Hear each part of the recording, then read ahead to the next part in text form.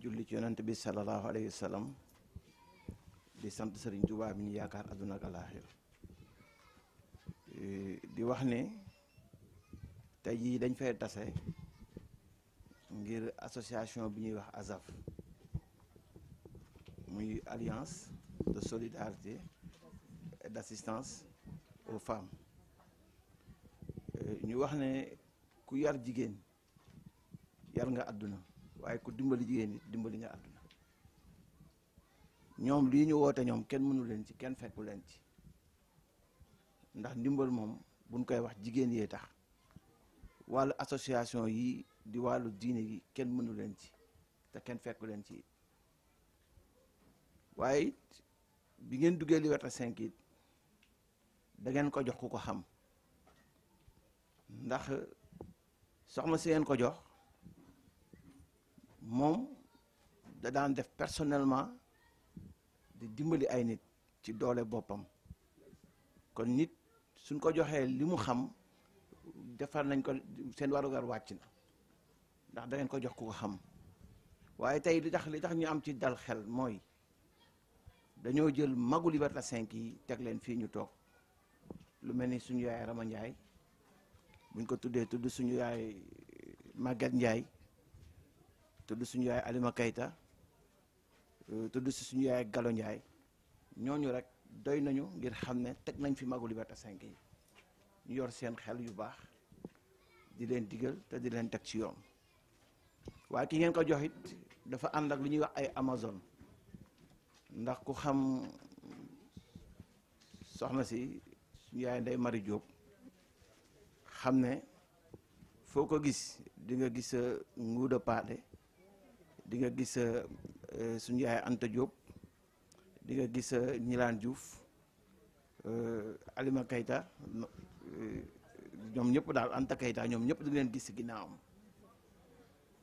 kon ñoom ñuy Amazone Liberté 5 ndax ñoom it ci loolu rek la ñuy dox kon nag tey jii buñ fi tasee ngir jébbal leen ay lenge suñu xel dina ci dal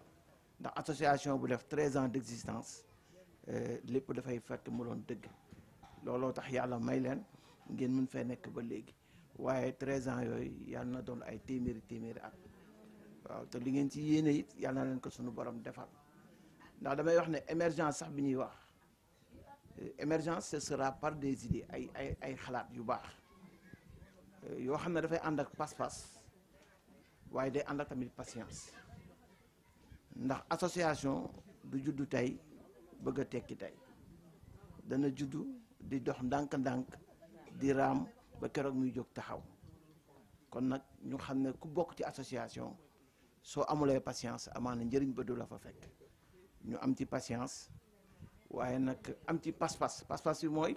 soo bokkee ci association suñu wootee da ngay wuyu ji suñu laajtee it soo yoree joxeel loolu mooy li dundal association ñu siy sant soxna si Abibatu Diri Mbuub di ko ñaanal ndax Sénégal soxla na jigéen yu mel noonu ndax association yi ci lañuy sukkandikoo ngir di jàppalante di dimbalante ndax ñëpp xam nañu fii jamono tollu tey ci ay xat-xat ci ay problème yoo xamante ne mère de famille yi ñoo ko yenu ndax damay wax ne papa yi daanaka ñoom xëy dem la ñu am ak ñëw waaye li nekk ci kër yi lañ fa war a def yëpp suñu yaay yee ko yor ndax li tax mooy ñun tey jii dañ cee xam lu bari ndax suñu yaay yi nga xamante ne tey ma lim ñu toog suñu ginnaaw ñoom dañoo doy exemple ci jigéen te ku toog ci naaj bi ci xiif bi ki ci mar gi ci rafle gi tey lu la fa fekk mérité nga ko parce que boo waxee ay yaay yoo xamante ne tey ñu ngi toog seen foyer presque plutôt bientôt une 50aine d'années ñooñu ce sont des ñoo xam ne dañu war a citer en exemple kon ñoom it dañ leen ñaanal seen taxawaay yàgg dañ leen ñaanal yàlla guddal seen fan di wax nag ni du ma terminer te waxuma it ci soxna si toog sama wet muy soxna Ramadia di yaa Seyda ndax moom it sax la ci biir Liberté 5 ndax am na xam-xamam di ko joxe di dimbali nit ñi di leen yee seen diine loolu kenn mën ko fay waaye loolu moom liggéeyal yàlla sunu borom la ndax xam-xam dafa war a jiitu lépp yàlla dafa ne ngeen xam ma ba pare doog maa jëfal da ko gënal kon nag du ñuy wax ne nag jàng moom du wees waaw ku nit ku jàng da nga xam ñu koy sant bu baax di ko ñaanal kon tey mu toogal fi boppam toogal fi daanaka parce que moom ci jàkk ji yor na fa cër ndax moo jiite femmes yi nga xam ne ñoo nekk ci mosquée bi donc moom borom cër la kon ñu ngi koy jox wàccuwaayam di ko ñaanal bu baax yàlla na suñu borom wéral xam-xam bi fi nga bëgg yegg ci xewal terang yàlla na ko suñu borom defal ci barke Muhammadu Rasulullahi sallallahu alayhi wa sallam di wax nag ni du ma terminer it te santuma gërëmuma waa Liberté 5 waaw ndax man lu ma am waa Liberté 5 la nu ma mel ñoom la ndax li waral loolu mooy ñun dañoo judd nekk fi fekk sunu yaay tegu ci yoon ak sunu papa yi kon ñun bu fekkee ne ay gor lañu parce que teral say waajur dañu yaakaar ne sax ci alal gu bëri la wala leneen déedéet ndax ni sax na la jox alal te fekk fa mu ko jëlee am na lu ca nekk waaye teral say waajur mooy nga jàmmal leen ba pare teral say waajur mooy nga may leen jàmm bañ leen fitnaal bañ leen teg ci yoonu prison bañ leen teg ci yoonu dara benn coono li si des nag yàlla moo ko yor adduna moom tànk mi ngi dox muy am ñuy am ak ñuy ñàkk waaye tànk ñi nga xam ne am nañu ñi ngi bàyyi xel ñi nga xamante ne yoruñu boobaa société boobu dina dox yàlla moo ne na ngeen jàppalante na ngeen dimbalante ndax damay wax ne fii laay terminé muy yonent bi sallallahu alayhi wasallam si jikko la ko sunu borom taggee ndax jikko yu sell dañ lay def nga baale waaye yow doo def kenn noonu la yonent bi sallallahu alayhi wasallam tëddee woon waaye sunu sëriñ Tuubaa Xaadim Rasuul ci xasida bi ñuy wax Matlabu Sifaa yi wax na ne mi ngi ciy ñaan wa hëb lanaa makaarimal axlaaq yi mu ne maa ngi ñaan jikko yu sell waaye ba mu waxee loolu nit jikko yu sell yooyu daf ci teg ne wajhal saxiir naa yu xayrul kabir wajhal kabir naa yu xinal saxiir mu ne mag ñi nañu yërëm ndaw ñi waaye ndaw ñi nañu wekk mag ñi mu ne loolu fa la jikko yu sell di tàmbalee kon nag mu ne bu leen jéppante bu leen poñante bu leen di seedante lu ñaaw na ngeen ànd dimbalante jàppalante te jëmmi yàlla suñu borom rek tax mu ne loolu soo leen ko defee mooy tax ngeen nekk ay jullit akkan kon nag yàlla na ko yàlla defal ci barke weeru koor bi ci barke Seydina Muhammad sallallahu alayhi wasallam ci barke Makka ak Medina di sant bu baax di gërëm bu baax di ñaanal ñëpp di la sant yow sëñ Assane ci sa taxawaay saa su ne lépp rafet na ñoom association bi kat liñ ci bëgg lépp yàlla na ko suñu borom defal lépp li ngeen ci yéene yàlla na suñu borom defal lu kawe seen jot ci barke weer wi ñu nekk nii mu omlee yàlla na ko association bi omlee ci barke Muhammadu Rasulullah sallallahu barke laa ilaaha illallah yàlla faj aajo yëpp yu biiree gi biti yi yu ñu yëgul lu ñu xamul yëpp yàlla ñu yàlla jéggal ci barke weeru koor bi defal ñu tawféex àdduna ak alaaxira loolu moo doon kàddu yi lu ci dëng ñoo xam ne ci matadi doomu aadama la waaye lépp loo xamante ne jàll na si yoon ñoo xam ne yàlla suñu borom la asalaamaaleykum wa rahmatullahi taala wa barakaatuhu. di ñëwaat nag ci seen association bi macha allah ak kii bi mu am doole bi mu am ak dimbalante bi mu am ndax solidarité rek dafa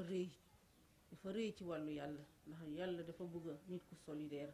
sa mbokk bu jullit nekk ci xat-xat nga ñëw dimbali ko bien sànq fàttalikoo nañ fii ñi nga xamante ne dañuy jël seen alal di ko def ci yoonu yàlla te yàlla rek a tax ak ki nga xamante ne dafa néew doole nga ñëw xañ sa bopp malgré yow sa bëggeel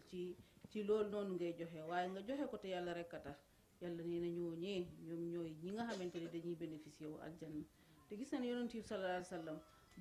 bu mu nekkee ci xeexal lislaam bi ngi saxaabam yi nga xamante ne ñii dañoo amoon indi seen li ñu amoon yépp ku mel ni Ousmane bin Affan dañoo jël seen alal yëpp tegal ko ci table ku mel ni Aboubacar Siddiq seen alal yëpp dañ ko teg ci table bi jox ko lislaam dimbalante nga dem ci muhaajiriin wala ansaar bi ñu jóge bi ñu leen daxee woon Makka bi ñu jóge foofu dem Madina bi ñu fa eggee ñi amoon fa ñoon seen bos bi dafa réyoon tamit ñi nga xamee ne woon sax amoon nañu ñaari jabar ñetti jabar dañuy fase seen jabar yi jox ko ñeneen ñi loolu yëpp pour cadre solidarité bi te yéen ngeen ñëw na taxawal li mel noonu dëgg loolu lu rafet lu rëy te rafet te yàlla dina parce que li ma fi dégg yëpp bari na ci soxna si di soxna Aminata Jiji ki dem ba solidarité tax surtout daw si ki seede fi sànq daw na sama yaram kii dem nga xam am na loo xamante ne dafa dal ci kawam mu am diis boo xamee ne pour li koy soulager nga ne ko ñëwal nga ne ma yóbbu la baytillaahil xaraam loolu rëy na rëy boo xamante ne yàgg naa dem ci jotaay yi waaye lii tamit de dafa nekk lu bees li nga xamante ne dégg naa ko dëgg xam ne li ngay woote yow jiitu nga si te ne lii rus naa dem te sama mbooloo demut loolu dëgg li ñuy tàmm gis kay loolu bu ñu tegee billet dañuy ne présidente bi jëlal moom moo koy jël du sa boole ak tirage bi waaye dëgg yow ku mot a ñaanal nga te dinaa la wax ne sa association ba du mu rëy gis nga ñii fi toog ñii ñooy asaf ñii nga gis yàlla dala doon tànnloo teg la natt boo xam ne pour nga xam ñi ci bokk ak ñi ci bokkul ndax ma riirandoo dafa bëri woon wante lii fi taxaw jàppaleen ñu jàppale la soo leen demee comme ni ngeen mel nii doo leen ko rëccu mukk na ngeen xam ne yàlla ñi ànd te yàlla rek a tax loxo yàlla mu ngi ci biir yéen ñooñu de jàppale leen ko te ngeen xam ne ki ngeen am kat mot na njiit balaa mot njiit dangay bañal sa bopp nga jox ñi nga jiite te yow fa tabaar fakalla li ma dégg li nga wax ko fii te ñi nga àndal seede ko fii ah dëgg dal na xel te dal na xel dëgg yéen a ngi ci jaamu yàlla bu mag taawunu alal birri wa taqwa yéen a ngi ci yal na yàlla jàppale leen ci yow ak sa njiit yi yëpp ah te dëgg dañuy seede ni ñun yàlla rek a tax ñuy wax li neex nit ki taxul ñuy jóg ndax ku wéet ak sa bopp yow dong ak sa jëf waaw wante lii ñuy nit ki dëgg li ma dégg ah dëgg dal na xel te dañ leen ci ñaanal yàlla bu baax man kontaan naa si macha allah ndax nit kuy def te yàlla rek a tax dëgg lii mooy preuve ñi nga xamante ne yow waxoo ko sa mais kii nga defal mu taxaw seede la seede boobu moo am solo kon yal na yàlla jàppale association bi yal na sut seen njort yal na yàlla yóbbu ko fi ngeen ko foogeewul sax te xam nañ ne yàlla loxo yàlla mu ngi ci biir te du daanu mukk sa tant que yéen a ngi ànd xol yi nekk benn xel yi nekk benn yéen yi nekk benn ànd rek te yàlla rek a tax ah dëgg loxo yàlla mu ngi ci biir te dina leen jàppale incha allah ndax jigéen bu buggee rek yàlla bëgg na incha allah ci jigéen ñi gëm nag yàlla laa wax jigéen ñi gëm yàlla te di def te ci yoonu yàlla te yàlla rek a tax bu bëggee rek yàlla fekk si na ko si yàlla na yàlla fekk si leen si yàlla fekk si na leen si ba tey ndax nu mu demee ba tey rusoo benn yoon te yàlla bu la yàlla rusloo ak sa mbooloo bi yàlla na yàlla yàggal taxawaay bi waaye ñi fi toog yëpp maa ngi leen di nuyu ndax li yéene rek la maa ngi leen di nuyu yéen ñi ma bokkal daaru arxam maa ngi leen di nuyu di leen ziyaara bu baax a baax ak sama yaay yi ak fi nekk yëpp ajaay yi nuyu naa leen bu baax seen ànd rafet na seen ànd set na sell na yal na yàlla teg ci loxo bi jaay Muhammad sallallahu alayhi wa sallam lépp lu ñu fi yëkkati nag li nga xamante ne lu motadi la lu motul la ñu ngi koy jéggalu xam ne motadi doomu aadama la waaye suñu sago bu ñu ñëwee fii li nga xamante ne lu njëriñ rek la ñuy wax dañ leen di sant waa télévision bi tamit ñu ngi lay sant bu baax di sant Seck Assane ñu ngi lay sant bu baax yal na yàlla yàggal taxawaay bi yéen ñëpp sant nañ leen gërëm nañ leen soxna Zizi yal na yàlla yàggal sa taxawaay ci darje Muhammad sallallahu alayhi wa sallam te jàppale leen ko de ndax kii ku baax la nit kuy xañ boppam di ko jox nit yi lii la yàlla soxla yal na yàlla yëkkati la képp ku yërëm ñi nga àndal yàlla yërëm la yàlla jàppale la incha allah yal na yàlla jàppale la ca sa kilifa boobu génne àdduna yal na yàlla dolli yërmande ci kawam jaay nabil Mustafa al Karim sallallahu taala alayhi wa sallam allahumma léegi ñaan bi dama koy bàyyil sama kilifa bi incha allah ndax góor du delloo naa la rek incha allah ndax fi ñu ngi leen di nuyu ku nekk sa tur ak ci sa sant di jiital nuyoo bi suñu kilifa yi fi toog di nuyu yaa Seyda di nuyu madame la présidente Gigi Mboup di nuyu waa bureau bi fi toog yépp di leen wax ne leen man sama kàddu du ci sori parce que bu ngeen xoolee li ñu bind alliance de solidarité et d'assistance aux femmes fa ngay xamee rek ne loolu lu am solo la parce que Gigi bi mu commencé bi mu dooree association bi booba yërmande moo tax mu def ko dafa xool benn quartier bu mu dëkkoon gis femmes yi nekk fa di souffrir de manière silencieuse maanaam ñuy souffrir ba pare te kenn mënuñu yalwaan mënuñu def sadaka du noonu mu yërëm leen dajale leen woo leen waxtaan ak yéen foofu la ko commencé sos pour que nit ñi lu ñu am ñu jàppale leen boobu ba léegi muy dox di dox ba agsi fii solidarité nag mooy àdduna parce que solidarité agissante mooy solidarité boo xam ne dañuy jàppalante kooku mooy indi nit ci bànneex parce que nit bu ñàkkee dootul xamante fan la jëm parce que tubaab nee na ce que nous sentons quand nous avons faim il faut le sentir quand les autres ont faim donc ki nga xam ne dafa xiif su fekkente ni mi ngi sentir xiif bi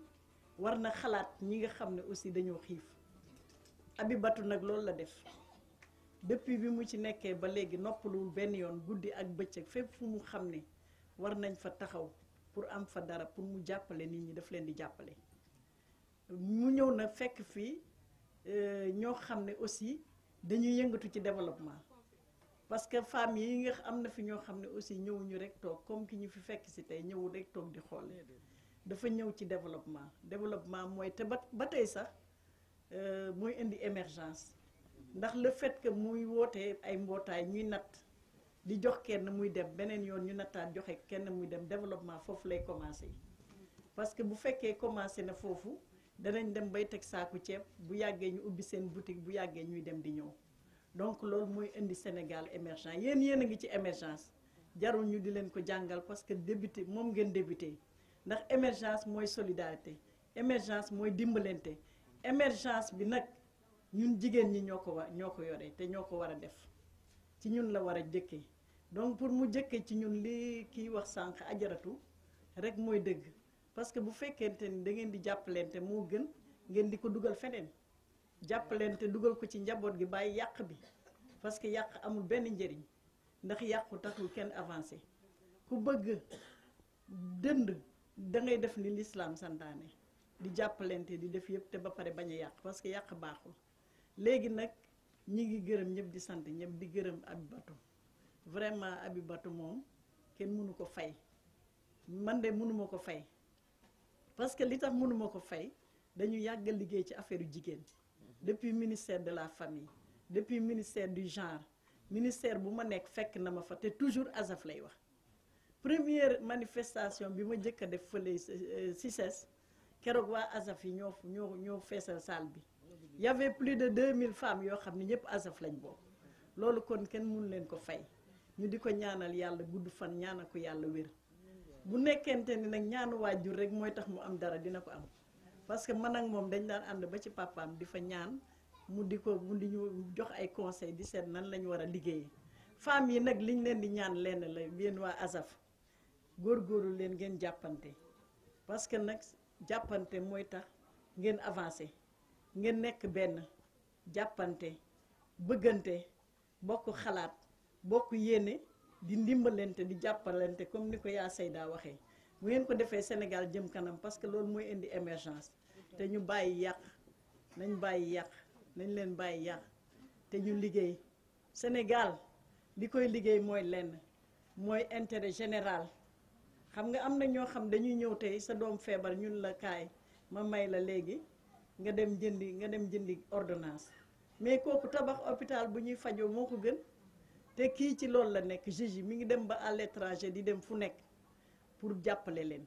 logements sociaux yi mi ngi ci góorgóorlu léegi nag bu ñu sañoon nag état Sénégal dugal ci loxoom ñi ngi ñaan président de la République di ñaan madame la première dame mu dugal loxoom ci affaire logements sociaux yooyu comme ça jigéen ñi nga xam ne dañuy souffrir de manière silencieuse yàlla may leen fu ñu dëkk wasalaam. Parce que composé uniquement de femmes, de développement, nos sentiments ne peuvent être que de satisfaction et nos propos de remerciement. Propos de remerciement à l'ensemble des membres des membres de l'ASAF qui sont ici aujourd'hui. Remerciement aussi à l'endroit de Madame la Présidente, Abibatou Jijimbo, qui n'a ménagé ni son temps, ni ses efforts, pour que ces femmes-là puissent s'épanouir de manière effective. L'émergence des populations constitue un enjeu de taille dans la politique de développement économique et social de notre pays. C'est la raison pour laquelle nous faisons appel à Monsieur le Président de la République Macky Sall et à la Première Dame Marième Faye Sall pour leur demander de nous appuyer pour que ces femmes-là, pour que ces braves femmes-là, qui souffrent de manière silencieuse puissent avoir des logements pour loger leur famille. nous remercions toute, toute, toute l'assistance. Nous remercions les notables qui sont là. Nous remercions Ya Seyda. Je crois que tout le monde est là et nous remercions tout le monde. Je vous remercie de votre aimable attention.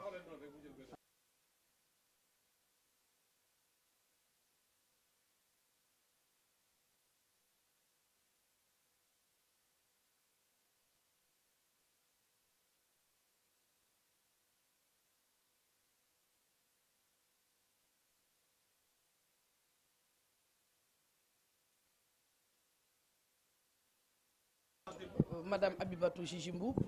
présidente de l'Alliance de solidarité et d'assistance aux femmes, ASAF. Donc vous êtes en conférence aujourd'hui. Alors quel est le thème choisi et quel sens donnez-vous à cette conférence? Voilà, nous sommes aujourd'hui à la 13e édition de notre journée de solidarité et de partage qui consiste à aller collecter de la denrée alimentaire et redistribuer, peut-être pas au plus démunis, mais satisfaire certaines femmes pour le ndogu quotidien. Alors nous rendons grâce à Dieu, encore une fois, de nous retrouver là, tous ensemble, avec un réseau bien large. Il y a toutes les femmes de la banlieue, de quelques régions, toutes les femmes de Dakar. Voilà, alors nous sommes là en train autour d'une conférence dont le thème était en fait la solidarité. Voilà.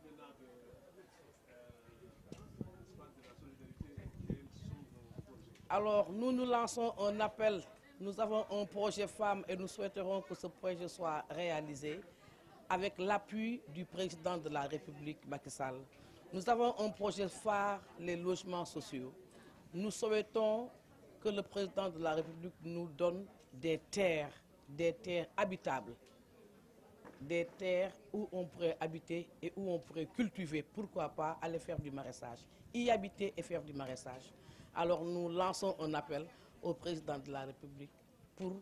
des logements sociaux, vu que le président, dans le lancement du Sénégal émergent, l'émergence du Sénégal, c'est aussi les logements sociaux, les logements pour tous. Voilà, alors ça c'est l'appel que nous lançons au président de la République. La particularité de cette conférence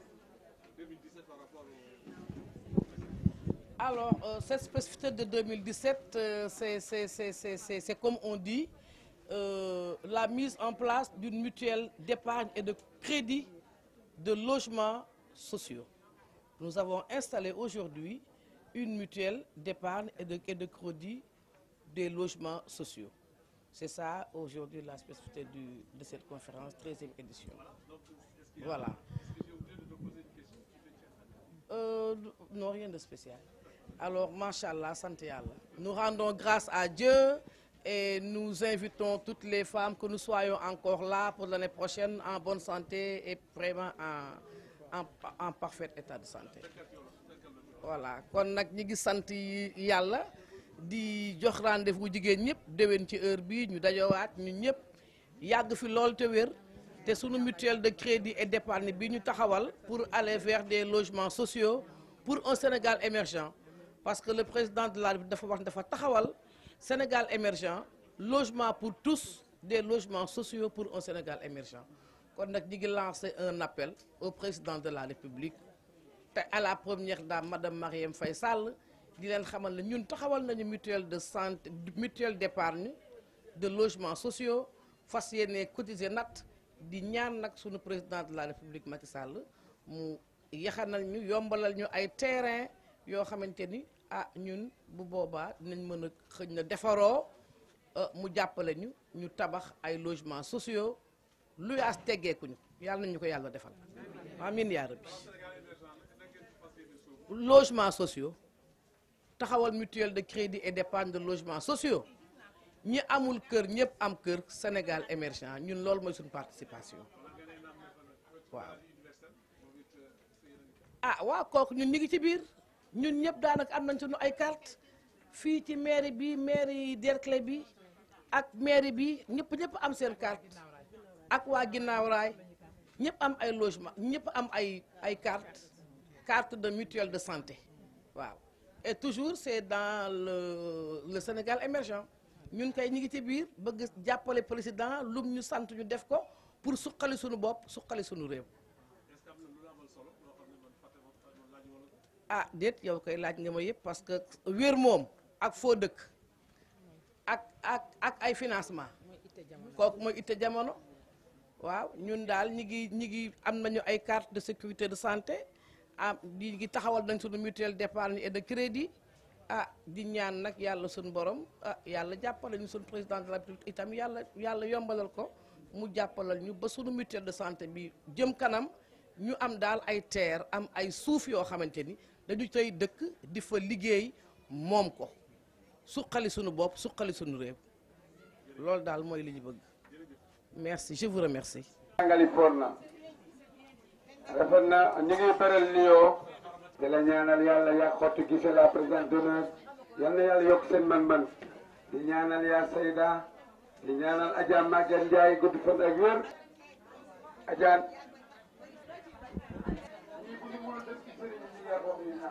waa ci ni nag kat ci joxoon Seydina Mouhamad la bokk ci ni dafa jox bopp yàlla fekal boppam ba pare dugg ci sëriñ bi dëggal naawtal ma nga nag xel bi dal wala bu mu amati dara wax man loolu laa bëgg laat ba dox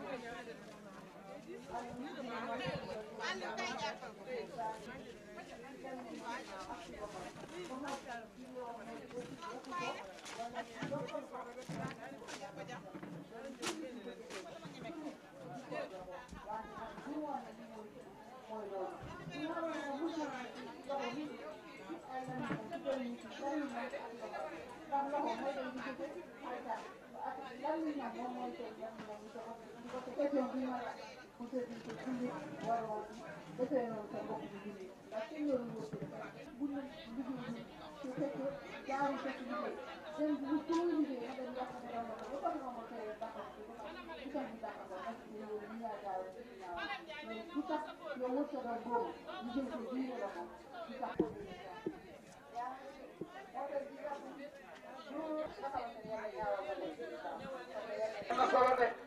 yaa Seyda tot na mani fa yàlla di defare doomu aadama doomu yaakaar naa ne nit bu amee jot ba jël ay kopparam joxoo ko nit ñi joxoo ko fakki yi defamu waaye nag ñaanal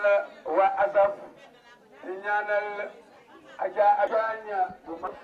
di nuyu di bëral nuyoo ñëpp jabootu bi gat say ci yaay yeeg doom yeeg xarit yi naatoonge yi Mère Anta woon na ko bis bu fi nekkee waaye yéen mbooloo mi xanaa amul ku fi mën poser question lu jëm ci wàllu sax yaa Seyda ngi nii toog te ku nekk am na looy dund te gis nga àddina ni mu tëddee